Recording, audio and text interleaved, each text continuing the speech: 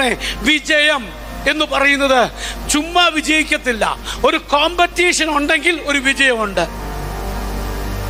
ഒരു യുദ്ധമുണ്ടെങ്കിൽ വിജയമുണ്ട്.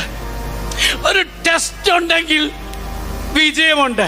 ടെസ്റ്റ് ഇല്ലാത്തതിന് വിജയമില്ല, യുദ്ധമില്ലാത്തവന് വിജയമില്ല. Praise the lord. അപ്പോൾ ചിലർ പറയും, പാസ്റ്ററെ പ്രശ്നങ്ങളില്ലാതിരിക്കാൻ പ്രാർത്ഥിക്കണേ, രോഗമില്ലാതിരിക്കാൻ പ്രാർത്ഥിക്കണേ, ടെസ്റ്റ് ഇല്ലാതിരിക്കാൻ പ്രാർത്ഥിക്കണേ. ആമേൻ, പ്രാർത്ഥിക്കാം. പക്ഷെ നീ എന്നും നട്ടപ്പോഴും ഒരു കൂട്ട, പറിച്ചപ്പോഴും ഒരു കൂട്ട പോലെ ഇരിക്കും.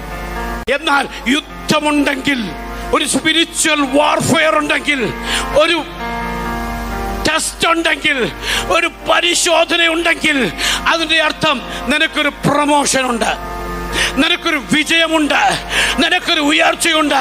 ജയോത്സവം ചർച്ചിൽ പരിശോധനകളിലൂടെ, വേദനകളിലൂടെ, യുദ്ധത്തിലൂടെ, തകർച്ചകളിലൂടെ, ശൂന്യതകളിലൂടെ, രോഗങ്ങളിലൂടെ കടന്നുപോയിട്ടുള്ള ദൈവമക്കൾ ഇന്ന് പകൽക്കാലം ഈ ഹോളിനകത്ത് വന്നിട്ടുണ്ടെങ്കിൽ ദൈവത്തിന്റെ പരിശുദ്ധാത്മാവ് ഇന്ന് പകൽക്കാലം ദൂത് പറയുന്നു, ഈ വർഷം നീ ഓവർകം ചെയ്യുന്ന വർഷമാ, നീ വിജയിക്കുന്ന വർഷമാ.